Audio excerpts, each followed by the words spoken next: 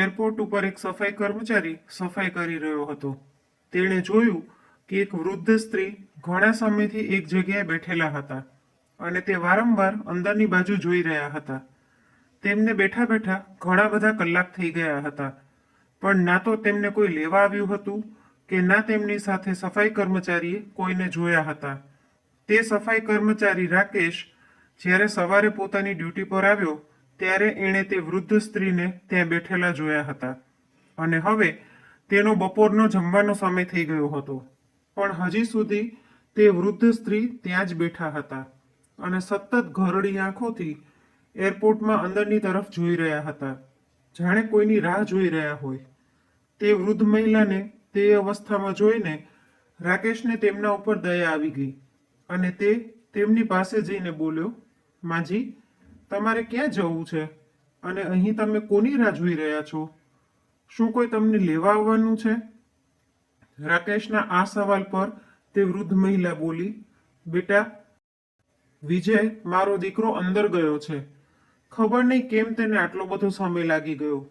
શું તું અંદર જઈને તપાસ કરી શકીશ કે તે હજી સુધી કેમ આવ્યો નહીં? હું મારા દીકરાની સાથે અહીં સુધી આવી હતી. તે મને પોતાની સાથે મુંબઈ લઈને જવાનો છે. જો થઈ શકે તો મારા દીકરાને બોલાવી દે.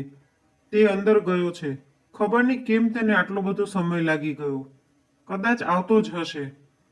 ત્યારે રાકેશ બોલ્યો, માજી, તમારો દીકરો જ્યારે આવી જાય ત્યારે તમે તેની સાથે જતા રહેજો. જો તમને ભૂખ લાગી હોય તો હું તમારા માટે કંઈક ખાવાનું લઈને આવું. તે વૃદ્ધ મહિલા હાથ જોડીને સ્મિત સાથે બોલ્યા, ના બેટા, તારો ખૂબ ખૂબ આભાર કે તે મને ખાવા માટે પૂછ્યું તો ખરું, પણ તું હેરાન ન થા. મારો દીકરો હમણાં જ આવતો હશે અને જો હું અહીં ના દેખાણી તો તે ચિંતામાં આવી જશે, એટલે હું અહીંથી ક્યાંય નહીં જાઉં. રાકેશ સમજી ગયો હતો કે હવે આ માજીનો દીકરો ક્યારેય પાછો નથી આવવાનો. તે બોલ્યો, માજી, ખરાબ ના લગાડતા, પણ અહીં દર ત્રીજે દિવસે એવું કોઈને કોઈ તો મળી જ જાય છે જેનો દીકરો, વહુ કે તેના બાળકો તેને અહીં મૂકીને જતા રહે છે. અને એટલું જ નહીં, ક્યારેક મંદિરમાં તો ક્યારેક રોડ ઉપર એવી રીતે જ આજકાલના છોકરાઓ પોતાના મા બાપને ક્યાંય પણ મૂકીને જતા રહે છે. આ સાંભળીને તે માજી થોડા નારાજ થતા બોલ્યા, ના બેટા, તું આવું કેમ કહી શકે? શું તું મારા દીકરાને ઓળખે છે? તો પછી તેના વિશે તું આવું કેમ કહી શકે કે મારો દીકરો મને અહીં મૂકીને ચાલ્યો ગયો છે? જો તું સાચે મારી મદદ કરવા માંગતો હોય તો અંદર જઈને જોઈ આવ. તે અંદર જ ક્યાંક હશે. રાકેશ અંદર જોઈને આવ્યો અને આવીને બોલ્યો, જોયું માજી, મેં તમને પહેલા જ કહ્યું હતું તમારો દીકરો અંદર ક્યાંય નથી. આ સાંભળીને તે થોડા પરેશાન થઈ ગયા, છતાં પણ પોતાની જાતને સંભાળીને બોલ્યા, કંઈ વાંધો નહીં, બની શકે કે તેને કંઈક કામ આવી ગયું હોય, થોડી વાર પછી આવી જશે. એટલે રાકેશ પણ પાછો પોતાના કામ પર લાગી ગયો. હવે ધીરે ધીરે સાંજ ઢળવા લાગી હતી અને રાકેશ પોતાના ઘરે જવાની તૈયારીમાં હતો. અંધારું થવા લાગ્યું હતું અને એરપોર્ટ ઉપર લાઇટો પણ ચાલુ થઈ ગઈ હતી. હવે ગરમી કંઈક ઓછી હતી. સાંજના સમયે થોડી થોડી ઠંડી લાગવા લાગી હતી. બિચારી વૃદ્ધ માજી પોતાની સાડીના પાલવથી પોતાને ઢાંકવાની કોશિશ કરી રહ્યા હતા. રાકેશ એક સારો માણસ હતો. તેણે તે માજી પાસે આવીને કહ્યું, માજી, તમારું ઘરનું સરનામું તમને ખબર છે? માજી બોલ્યા, બેટા, મારું નામ ગંગાબેન છે અને હું મારા દીકરા સાથે અહીં આવી હતી. તે થોડા દિવસો પહેલા જ મને ગામડેથી અહીં શહેરમાં પોતાની પાસે લઈને આવ્યો હતો અને હવે મુંબઈમાં તેની બદલી થઈ ગઈ હતી, એટલે તે મને પોતાની સાથે લઈને ત્યાં જવાનો હતો. ક્યારથી તેની રાહ જોઈ રહી છું, પણ હજી તે આવ્યો નથી. રાકેશે તેમની સાથે કોઈ જબરદસ્તી કરી નહીં. તે બોલ્યો, માજી, જો તમારું મન થાય તો તમે મારી સાથે મારા ઘરે ચાલો. મારા પરિવારમાં મારી પત્ની અને 2 બાળકો છે. જો તમે ઈચ્છો તો સવારે પાછા અહીં આવી જજો. એટલે ગંગાબેન બોલ્યા, ના બેટા, જો હું અહીંથી જતી રહી અને મારો વિજય અહીં આવ્યો તો તે મને ગોતશે, અને જો હું ના મળી તો તે કેટલો ટેન્શનમાં આવી જશે.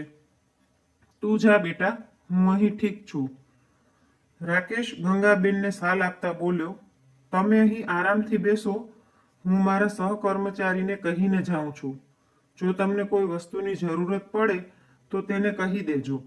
અને હા, તમે આ સાલ ઓઢી લેજો, કેમ કે રાતના સમયમાં અહીં ઠંડી વધારે લાગે છે. ક્યાંક તમે બીમાર ન પડી જાઓ. ગંગાબેને સાલ લઈ લીધી અને તે ઓઢીને બેસી ગયા, અને મનમાં ને મનમાં રાકેશને ઘણા આશીર્વાદ દેવા લાગ્યા. હવે રાકેશને પણ ઘણો સમય થઈ ગયો હતો, એટલે તે પોતાના ઘરે જવા માટે નીકળી ગયો.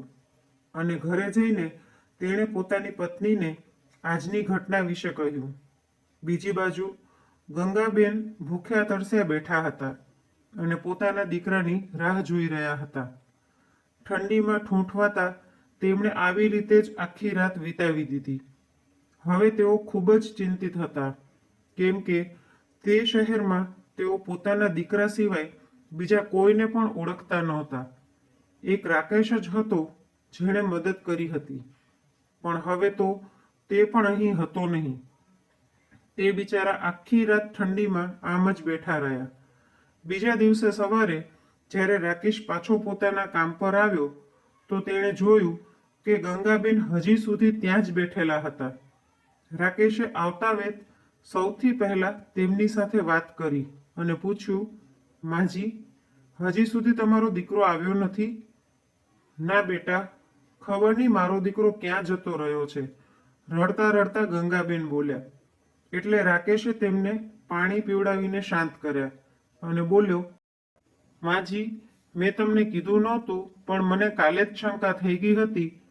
તમે માનો કે ના માનો, તમારો દીકરો તમને અહીં મૂકીને હંમેશા માટે ચાલ્યો ગયો છે, અને હવે તમને લેવા માટે તે ક્યારેય પાછો નહીં આવે. આ સાંભળતા જ ગંગાબેન જોર જોરથી રડવા લાગ્યા. તેમની હાલત જોઈને રાકેશને તેમના ઉપર ખૂબ જ દયા આવી ગઈ. તેણે કંઈ કહ્યું નહીં. તે વિચારવા લાગ્યો કે હવે કદાચ માજી પોતાના કોઈ ઓળખીતાની પાસે કે પછી પોતાના ઘરે પાછા જતા રહેશે. રાકેશ પોતાનું કામ કરવા માટે જતો રહ્યો અને ગંગાબેન ત્યાં જ બેન્ચ ઉપર બેઠા બેઠા રોતા રહ્યા. અને અચાનક જ બેન્ચમાંથી પડી ગયા, એટલે આજુબાજુના બધા લોકો ત્યાં જમા થઈ ગયા. લોકોની ભીડને જોઈને રાકેશ પણ ત્યાં આવ્યો. એરપોર્ટના અન્ય કર્મચારી પણ ત્યાં એકત્રિત થઈ ગયા હતા. રાકેશે આવીને જોયું કે ગંગાબેન નીચે જમીન પર પડી ગયા હતા. તે થોડો ગભરાઈ ગયો. તેણે તેમને તરત ઉપાડ્યા અને બેન્ચ ઉપર સુવડાવ્યા. એટલી વારમાં એરપોર્ટના અન્ય કર્મચારી ત્યાં ઉપસ્થિત એક ડોક્ટરને લઈ આવ્યા, જેણે આવીને કહ્યું કે નબળાઈના કારણે તેઓ બેભાન થઈ ગયા છે. પાણીના છાંટા મારીને તેમને ભાનમાં લઈ આવ્યા. પછી બધા પોતપોતાના કામ પર લાગી ગયા અને રાકેશે તેમને કહ્યું, માજી, ડોક્ટરે કહ્યું કે નબળાઈના કારણે તમે બેભાન થઈ ગયા હતા. શું તમે કાલથી કંઈ પણ ખાધું નથી? ગંગાબેને નામાં માથું હલાવતા કહ્યું, બેટા, હું તો અહીં મારા દીકરાના ભરોસે જ બેઠી હતી. મને શું ખબર હતી કે મારી સાથે આવું કરશે. મારી પાસે એક રૂપિયો પણ નથી કે હું કંઈ ખરીદી અને ખાઈ શકું. રાકેશને એમની હાલત પર વધારે દયા આવી રહી હતી. તે બોલ્યો, માજી, તમે મારી સાથે ચાલો, પહેલા કંઈક ખાઈ લો, પછી વાત કરજો. રાકેશ ગંગાબેનને લઈને ત્યાં જ એક કેન્ટીનમાં પહોંચ્યો અને તેણે તેમના માટે ખાવાનું મંગાવ્યું. રાકેશ બોલ્યો, માજી, તમે ક્યારથી અહીં બેઠા હતા? હવે જ્યારે તમને ખબર પડી જ ગઈ છે કે તમારો દીકરો હવે તમને લેવા પાછો નહીં આવે, તો તમે તમારા ઘરે પાછા કેમ જતા નથી રહેતા? ગંગાબેન બોલ્યા, બેટા, હું જાઉં તો પણ ક્યાં જાઉં? મારા દીકરાએ મને કોઈ લાયક નથી છોડી. મતલબ? આશ્ચર્ય સાથે રાકેશે પૂછ્યું. એટલે ગંગાબેને કહ્યું કે મુંબઈ જવાથી પહેલા તેમનો દીકરો જ્યારે તેમને લેવા ગામડે આવ્યો હતો તો એણે કહ્યું હતું કે મમ્મી, હવે હું તમને હંમેશા માટે પોતાની સાથે લઈ જવા આવ્યો છું. ચાલો મારી સાથે. અને હવે આપણે અહીં પાછા ક્યારેય નહીં આવીએ. એટલે આ ઘરને વેચી નાખીએ. એણે મારું ઘર પણ વેચી નાખ્યું. હવે મારી પાસે રસ્તા ઉપર રહેવા સિવાય બીજો કોઈ ચારો નથી. એટલું કહેતા કહેતા તે રડવા લાગ્યા. એમની દશા જોઈને રાકેશને ખૂબ જ દુઃખ થઈ રહ્યું હતું, પરંતુ તે કરી પણ શું શકવાનો હતો. બિચારો તે પોતે એક નાનકડી એવી નોકરી કરીને પોતાના પરિવારનું પાલન પોષણ કરી રહ્યો હતો, એટલે તે કંઈ કહી ના શક્યો. એણે ગંગાબેનને શાંત કરાવ્યા અને જમવાનું બિલ આપીને ત્યાંથી ચાલ્યો ગયો. સાંજે જ્યારે તે પોતાના કામ પરથી ઘરે પાછો જઈ રહ્યો હતો તો જોયું કે એરપોર્ટની બહાર ફૂટપાથ પર અંધારામાં કોઈક માજી બેઠા હતા અને તેમની આજુબાજુમાં કૂતરા ભસી રહ્યા હતા અને તે કૂતરાથી બચવા માટે ત્યાં પડેલા પથ્થર ઉપાડીને તેમને ડરાવવાની કોશિશ કરી રહ્યા હતા અને એ જ કારણે તે કૂતરા વધારે ભસી રહ્યા હતા, જેનો અવાજ સાંભળીને આસપાસના બીજા કૂતરા પણ દોડીને આવી રહ્યા હતા અને તે વૃદ્ધ મહિલા બિચારી તેમને ભગાડવાની કોશિશ કરી રહી હતી અને ધીમા ધીમા પગલે પાછળ હટી રહી હતી. ત્યાં જ લાગેલી એક સ્ટ્રીટ લાઇટના પ્રકાશમાં નજીક જઈને જોયું તો ખબર પડી કે તે વૃદ્ધ મહિલા બીજું કોઈ નહીં પણ ગંગાબેન જ છે. અને હવે આ બધું જોઈને રાકેશથી રહેવાનું નહીં. તે તેમની પાસે ગયો અને એક લાકડીથી કૂતરાઓને ભગાડીને ગંગાબેનને એક તરફ બેસાડ્યા અને પોતે થોડો સાઈડમાં જઈને પોતાની પત્નીને ફોન કરવા લાગ્યો અને તેને બધી જ ઘટના સમજાવતા કહેવા લાગ્યો, સીમા, હું પોતાની માને રૂપિયાની તંગીના કારણે બચાવી શક્યો નહીં, પણ ક્યારેય આવતા જતા મેં જોયું કે આ માજીની સાથે કંઈક ખરાબ થઈ ગયું તો કદાચ હું પોતાની જાતને ક્યારેય માફ નહીં કરી શકું. આપણાથી કંઈ થાય કે ન થાય, કમસે કમ 2 સમયનો રોટલો તો આપણે આમને આપી જ શકશું ને. બીજું વૃદ્ધ માણસને જોઈએ પણ શું? જો તું કહે તો હું આમને પોતાની સાથે ઘરે લઈ આવું. સીમા ખૂબ જ સમજદાર હતી. તે બોલી, કંઈ વાંધો નહીં, જો તમને યોગ્ય લાગે તો લઈ આવો. આપણાથી જેટલું થઈ શકશે આપણે એમની મદદ કરીશું. આ સાંભળીને રાકેશ ખૂબ જ ખુશ થયો અને ગંગાબેનને લઈને પોતાના ઘરે પહોંચ્યો. તેનું ઘર ખૂબ જ નાનું હતું, જ્યાં તે પોતાની પત્ની અને બાળકોની સાથે રહેતો હતો. ગંગાબેને જ્યારે આ જોયું તો તેમણે કહ્યું, બેટા, તમે લોકો મારા કારણે હેરાન થઈ જશો. ઈશ્વરે મારા નસીબમાં જે લખ્યું હશે તે જ થશે, એટલે તમે હેરાન ન થાઓ. કંઈ વાંધો નહીં, હું બીજે ક્યાંક રહી લઈશ. રાકેશે કહ્યું, નહીં માજી, અમને તમારા આવવાથી કોઈ પણ મુશ્કેલી નહીં પડે, ઉલટાની ખુશી થશે. બરાબર ને સીમા? સીમાએ પણ ખુશ થતા કહ્યું, હા માજી, આ બિલકુલ બરાબર કહી રહ્યા છે. અમને તમારા આવવાથી કોઈ પણ મુશ્કેલી નહીં પડે. અને હમણાં તમે જ તો કહ્યું કે જે તમારા નસીબમાં હશે તે જ થશે. તો બસ તમે માની લો કે હવેથી તમારા નસીબમાં આ ઘરમાં રહેવાનું લખ્યું છે. અંદર આવો માજી અને આને પોતાનું જ ઘર સમજજો. સીમા ગંગાબેનનો હાથ પકડીને તેમને અંદર લઈ આવી. તેમને બેસવા માટે આસન પાથર્યું અને પાણીનો ગ્લાસ આપ્યો.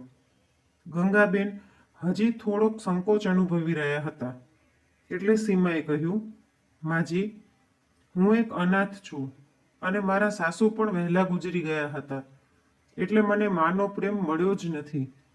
તો આજથી તમે જ મારી માં છો. હાલો માં, જમવા બેસી જાઓ. એટલે ગંગાબેન પણ બધાની સાથે જમવા બેસી ગયા. સીમાએ કહ્યું, માં, અમારા ઘરમાં જગ્યા થોડી ઓછી છે, પણ અમારા હૃદયમાં તમારા માટે વિશાળ જગ્યા છે. તમે બિલકુલ નિશ્ચિંત રહેજો અને અમને તમારા બાળકો જ સમજીને જેમ ઘરના બાકી સદસ્ય રહે છે તેવી જ રીતે તમે પણ રહેજો. આજથી તમે પણ આ ઘરના જ એક સદસ્ય છો. જો તમને કોઈ પણ મુશ્કેલી થાય તો તમે મને જણાવજો. ગંગાબેન સીમાની વાતો સાંભળીને આંખોમાં આંસુ સાથે તેના માથા પર હાથ રાખતા બોલ્યા, સદા ખુશ રહેજે દીકરી. ઉંમરના જે પડાવમાં મને મારા પોતાના દીકરાએ ઠોકર મારી દીધી, ત્યાં તમે બંનેએ આ મુશ્કેલ ઘડીમાં મારો સાથ આપ્યો છે. આજ પછી તમે જ મારા દીકરા અને વહુ છો. તેમના આંસુ લૂછતા સીમા બોલી, બસ માં, હવે જમી લો. બધા લોકો જમીને સૂઈ ગયા. બીજા દિવસે સવારે રાકેશ તૈયાર થઈને પોતાના કામ પર જતો રહ્યો અને બાળકો પણ સ્કૂલે જતા રહ્યા. ઘરે ફક્ત ગંગાબેન અને સીમા બચ્યા હતા. તે બંને આખો દિવસ ઘરમાં વાતો કરી રહ્યા હતા. સીમાએ પોતાના ઘર પરિવાર અને પરિસ્થિતિઓ વિશે બધું જણાવ્યું અને એવી જ રીતે ગંગાબેને પણ પોતાના દીકરા અને વહુની કરતૂતો સીમાને જણાવી, જેને સાંભળીને સીમા હેરાન રહી ગઈ. માં, તમારો દીકરો અને વહુ કેટલા ખરાબ માણસ છે. ભલા પોતાની માં સાથે આવું કોણ કરી શકે? એ બંને અત્યારે તમારું દુઃખ નહીં સમજી શકે. તેમને આ બધી ત્યારે ખબર પડશે જ્યારે તેમની સાથે પણ એવું જ થશે. ગંગાબેને કહ્યું, બેટા, તમારા ઘરમાં ભલે ગમે એટલી ઓછી જગ્યા હોય, પણ તમારું હૃદય અને નિયત ખૂબ જ સાફ અને સારા છે. તું ચિંતા ના કર. આજે નહીં તો કાલે ભગવાન તમને આનું ફળ જરૂર આપશે. સાંજે જ્યારે રાકેશ આવ્યો ત્યારે બધા સાથે બેસીને જમ્યા અને ખૂબ ગપ્પા માર્યા. ધીરે ધીરે ગંગાબેન પણ પરિવારમાં ભળી ગયા. દિવસો વીતી રહ્યા હતા અને એમ જ બધાનું કામ ચાલી રહ્યું હતું. ગંગાબેન હવે પરિવારના સદસ્યની જેમ જ ઘરના બધા જ કામકાજમાં ભાગ લેતા. સીમા પણ ઘણા બધા કામોમાં નિશ્ચિત થઈ ગઈ હતી, જેમ કે બાળકોનું ધ્યાન રાખવું અને બજારમાંથી શાકભાજી લઈ આવવું. આવી અનેક નાની નાની જવાબદારીઓથી તે મુક્ત થઈ ગઈ હતી અને તે આ વાતથી ખૂબ જ ખુશ હતી. તે હંમેશા કહેતી કે અમારા ઘરમાં કોઈ વડીલની કમી હંમેશા ખલતી હતી, જે હવે તમારા આવવાથી પૂરી થઈ ગઈ. જેવી રીતે એક વૃક્ષના મૂળથી જ તેનું અસ્તિત્વ હોય છે, તેવી જ રીતે ઘરના વડીલો પણ પરિવાર માટે મૂળ સમાન હોય છે અને રાકેશના પરિવાર રૂપી વૃક્ષને ગંગાબેનના આવી જવાથી એક મજબૂત મૂળિયા મળી ગયા હતા. આખો પરિવાર સુખી સુખી રહેતો હતો. એક દિવસ ગંગાબેને રાકેશને પોતાના માટે કંઈક કામ શોધવાનું કહ્યું, પણ રાકેશે સાફ ના પાડી દીધી. તે બોલ્યો, માં, મારી જગ્યાએ તમારો પોતાનો દીકરો હોત તો શું ત્યારે પણ તમે એને આ જ કહેત?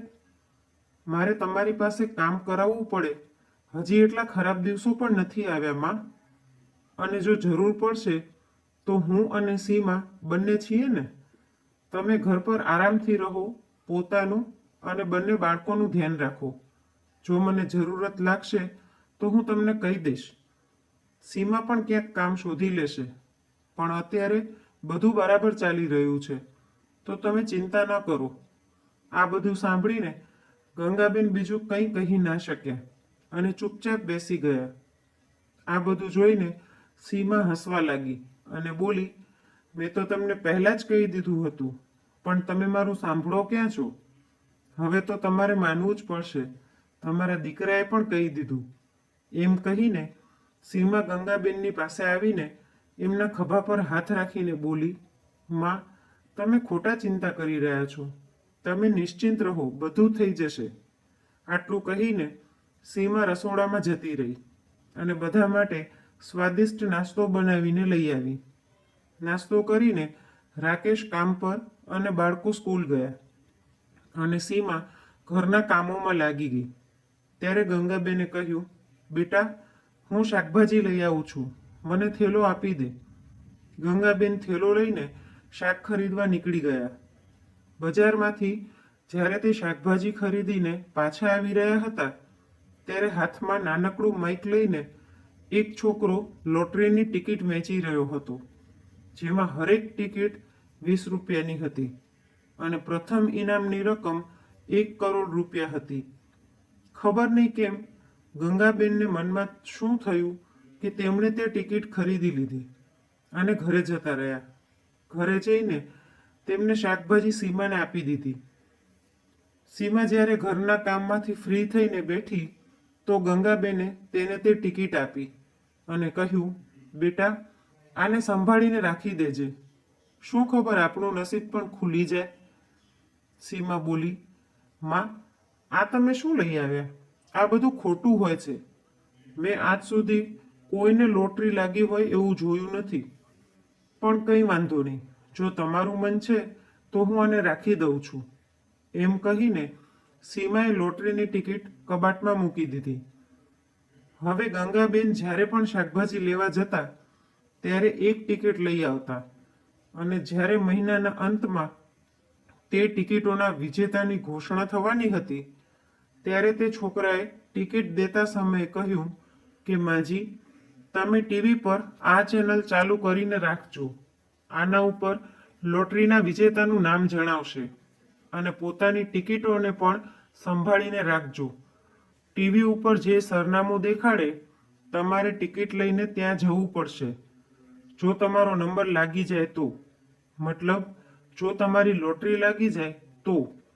ગંગાબેને બધી ટિકિટ સીમાને સંભાળીને રાખવા માટે આપી હતી. એટલે જઈને સીમા પાસેથી ટિકિટ માંગી અને બોલ્યા, સીમા, કાલે ખૂબ જ જરૂરી દિવસ છે. બેટા, કાલે લોટરીના વિજેતાના નામ ઘોષિત કરવાના છે. આ બધી બાબત વિશે સીમાએ કે ગંગાબેને રાકેશને કંઈ કહ્યું નહોતું અને ગંગાબેને આ વખતે પણ સીમાને રોકી લીધી અને કહ્યું, સીમા, રહેવા દે. જ્યારે લોટરી લાગી જશે ત્યારે રાકેશને જણાવી દઈશું અને જો નહીં લાગે તો વિચારી લઈશું કે આપણા આટલા રૂપિયા ખોવાઈ ગયા. બેટા, જો રાકેશે પણ આશા રાખી લીધી તો તેને પણ દુઃખ થશે. એટલે અત્યારે એને કંઈ કહીશ નહીં. સીમા પણ માની ગઈ અને બંને રાકેશના ગયા પછી ટીવી ચાલુ કરીને બેસી ગયા અને જેમ જેમ લોટરીના વિજેતા ઘોષિત થઈ રહ્યા હતા તેમ તેમ તે પાંચે ટિકિટને ચેક કરી રહ્યા હતા. લોટરીના 3 વિજેતા ઘોષિત થવાના હતા. પહેલા વિજેતાને 1 કરોડ રૂપિયા, બીજા વિજેતાને 10 લાખ રૂપિયા અને ત્રીજા વિજેતાને 5 લાખ રૂપિયાનું ઇનામ હતું.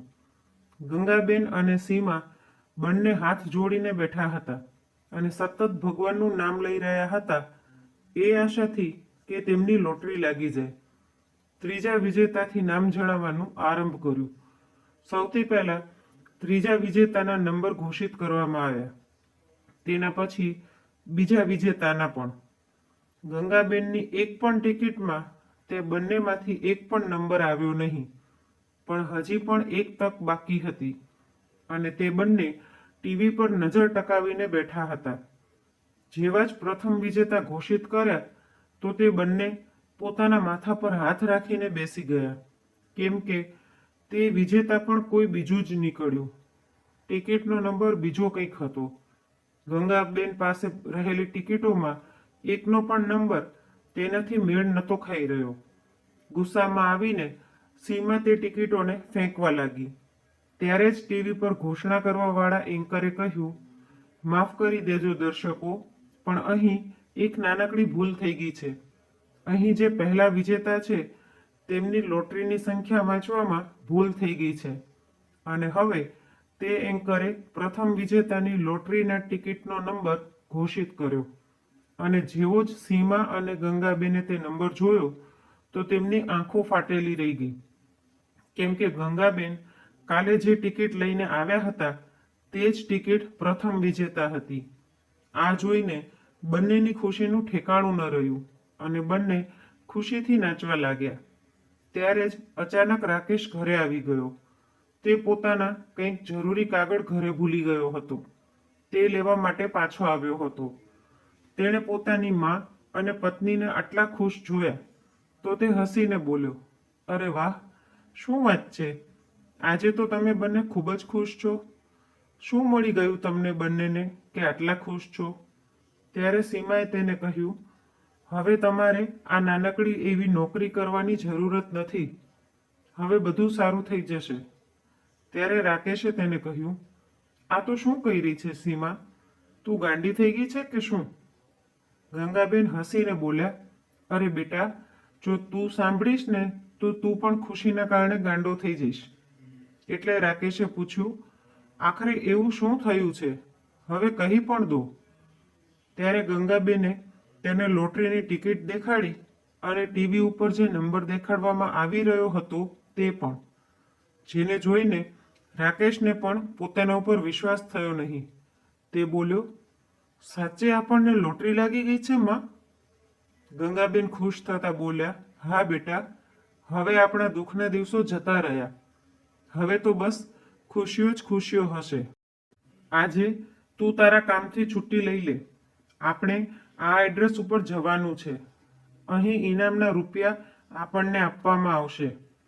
રાકેશે ફોન કર્યો અને આજના દિવસની છુટ્ટી લઈને તે ગંગાબેનની સાથે તે એડ્રેસ પર પહોંચ્યો જ્યાં ઇનામની રકમ મળવાની હતી.